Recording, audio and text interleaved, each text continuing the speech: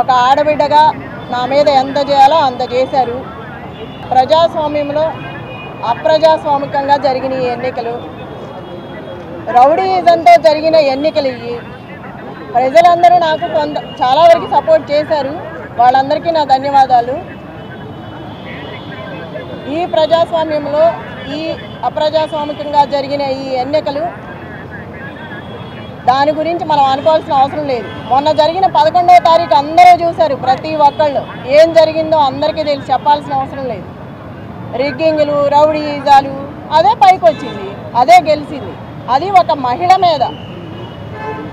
అది ఎంతవరకు న్యాయమో మీరే ఆలోచించాలి. ప్రజలు కూడా ఆలోచించుకోవాలి. అంత భయపెట్టి భయాందోళనకు గురి చేసినా కూడా